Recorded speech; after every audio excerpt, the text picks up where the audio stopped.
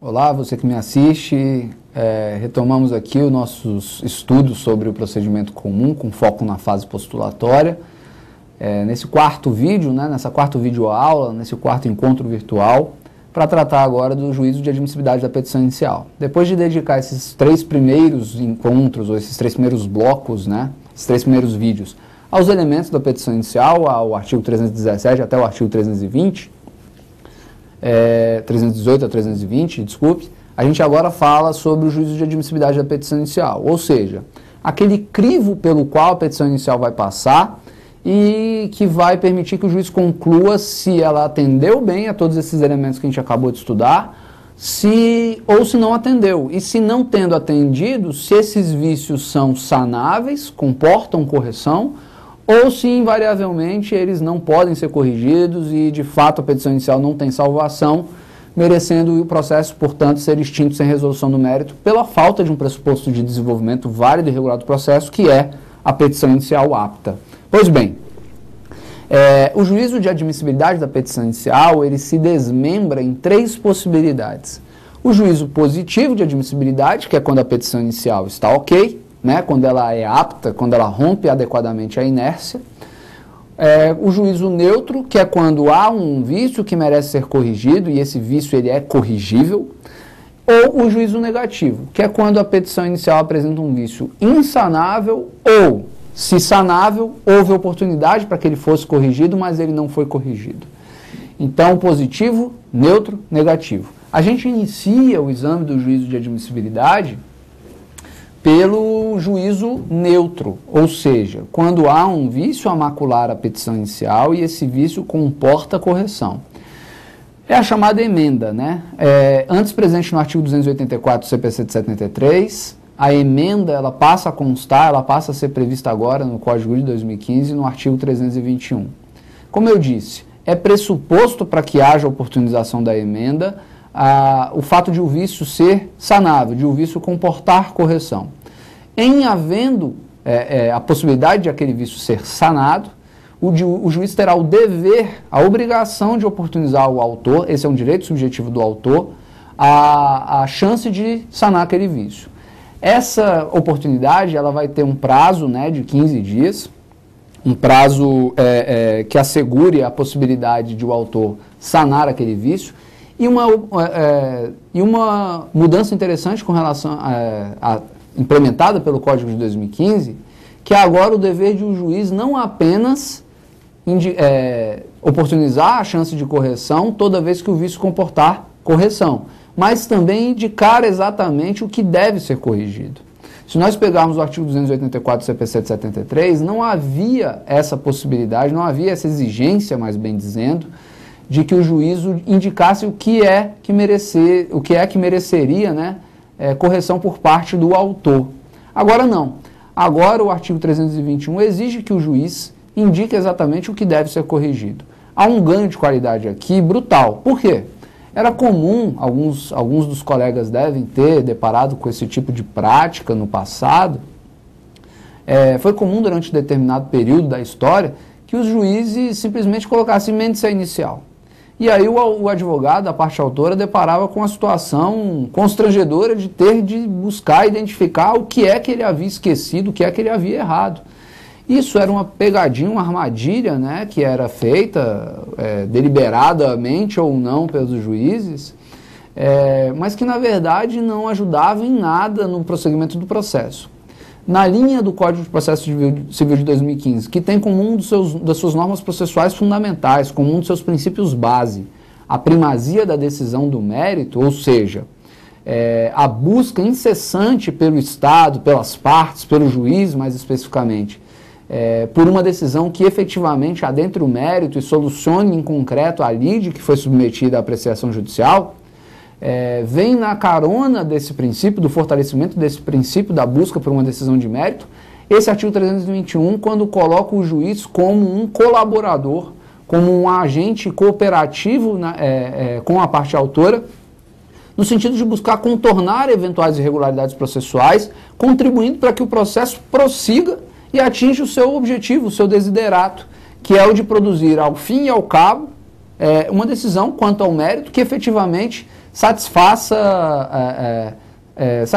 aqueles que foram buscar o direito em juízo, né? Pode não satisfazer se a sua demanda for julgada improcedente, mas o fato é que quando você ingressa em juízo, você busca uma manifestação, uma resposta do Estado com relação a um pedido seu.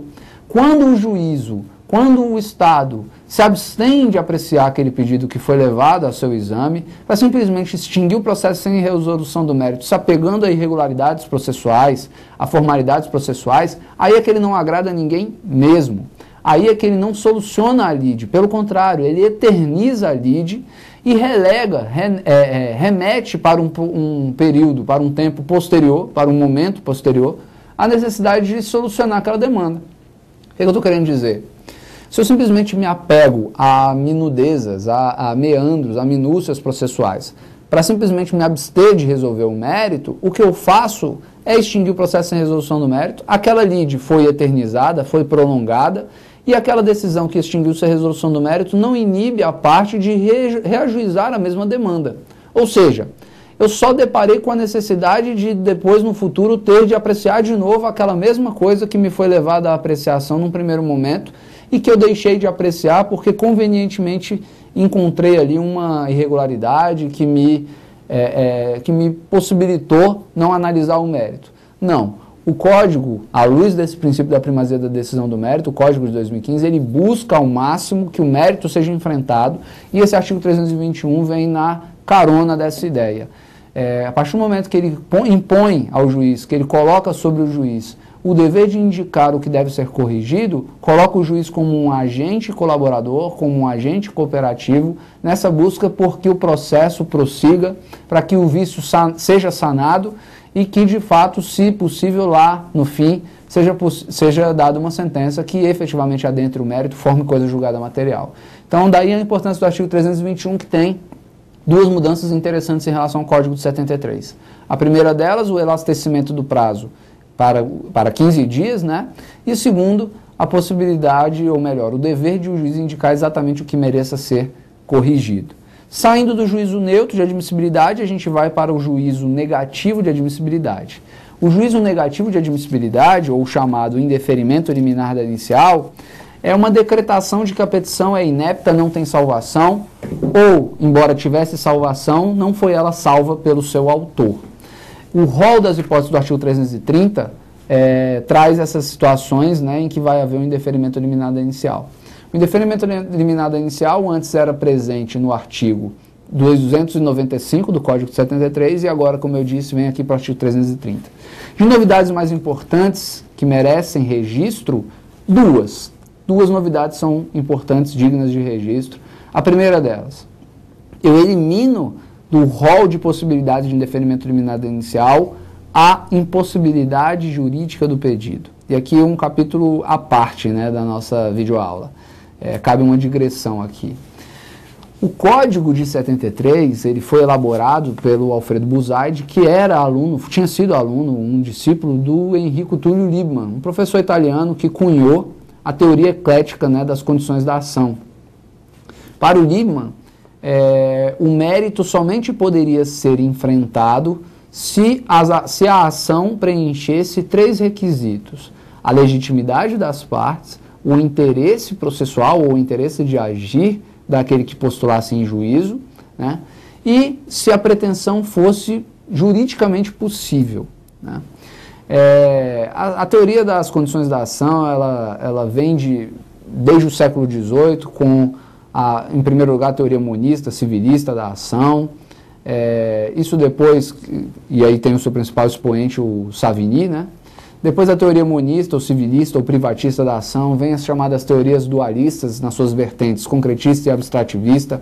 E aí eu cito aqui o Degenkolb, o Plotz, o Wack e o Kiovenda, até chegar na chamada teoria eclética, que buscou fundir as teorias abstrativista e concretista. Aquele que postula em juízo, aquele que bate às portas do Estado, exercendo o direito de ação, passa a ter uma resposta de mérito, desde que preenchidas certas condições: legitimidade, interesse e possibilidade jurídica do pedido. Foi essa teoria do Liebman, um doutrinador italiano, como eu disse, que durante um determinado período, ali entre o final da da primeira metade e início da segunda metade do século XX.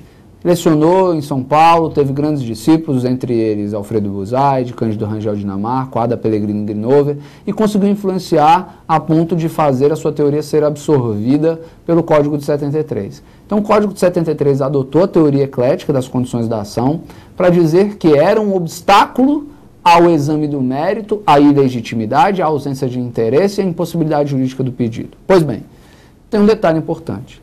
O Liebman cunhou essa teoria e quando ele falava da impossibilidade jurídica do pedido, ele dizia o seguinte: a possibilidade jurídica do pedido como condição da ação, ela consiste no seguinte: consiste num exame, um filtro que o julgador deve fazer sobre a pretensão no sentido de olhar se ela não é vedada pelo direito.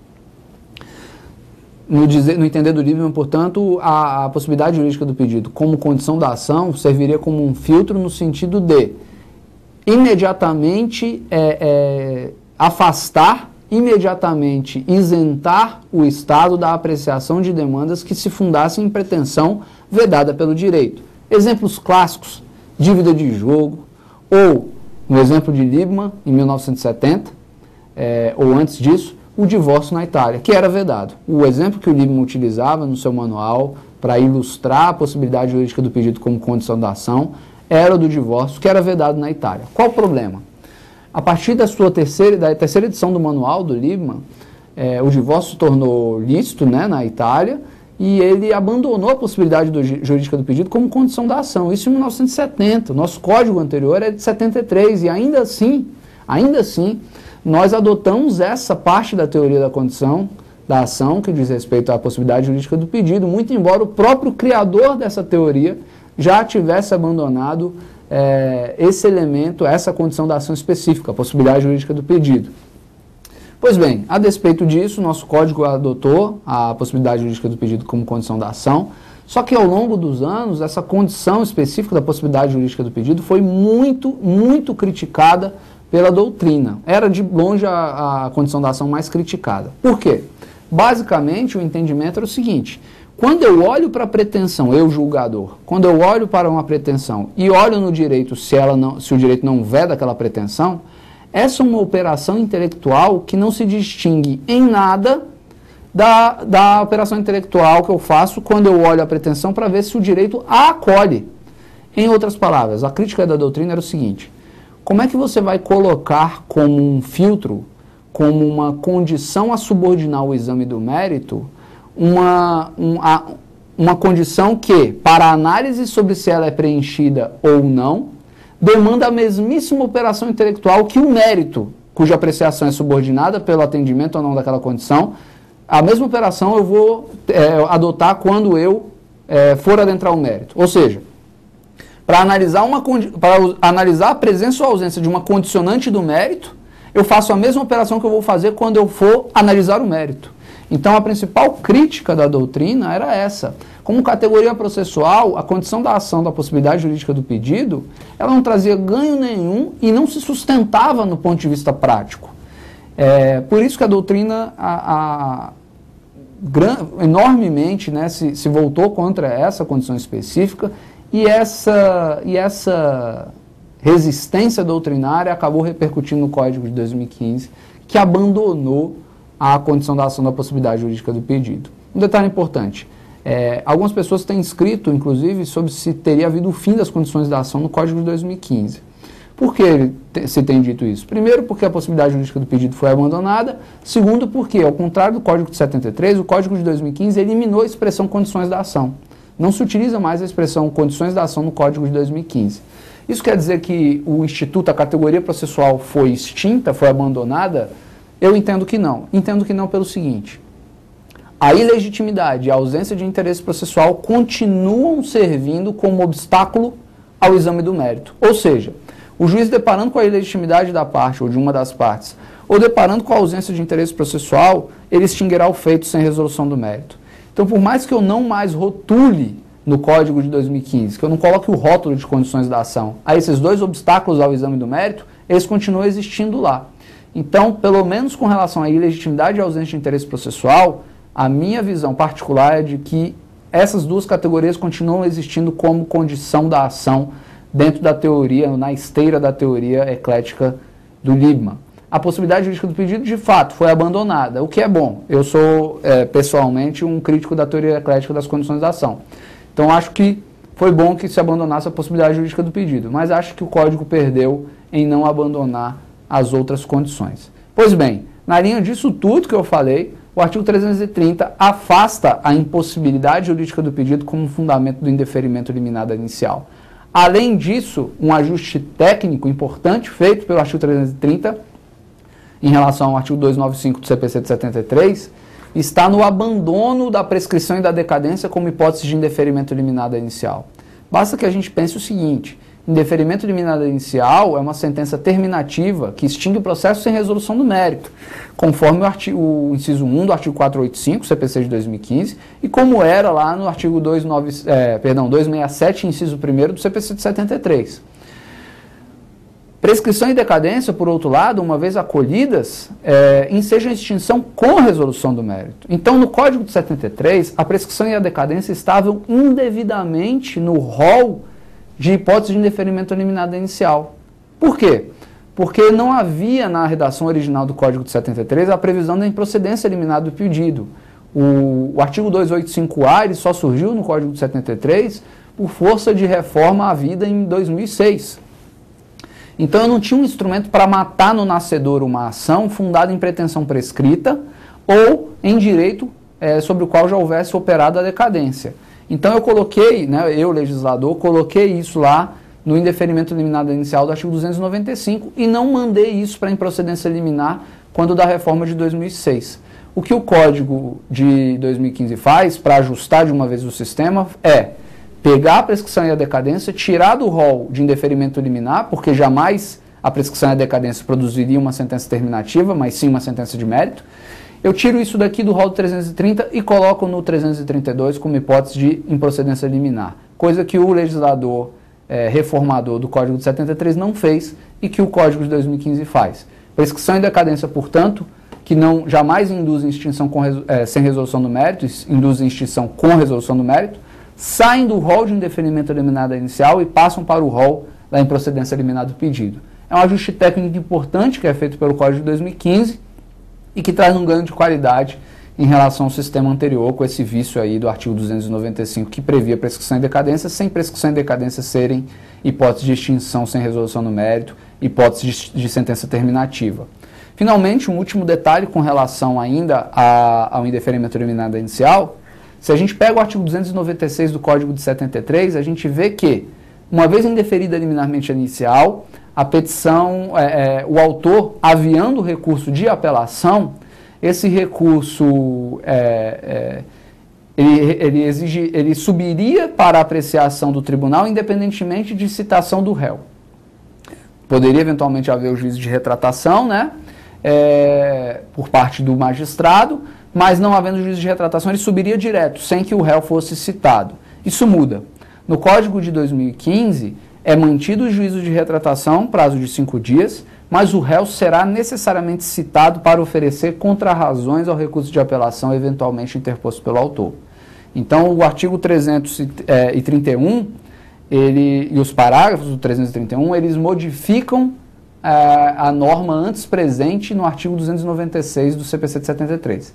Antes não havia necessidade, a exigência de citação do réu diante da apelação pelo autor da sentença de indeferimento liminado inicial, e agora há. O réu será necessariamente citado para oferecer contrarrazões ao recurso de apelação interposto contra a sentença de indeferimento liminado inicial.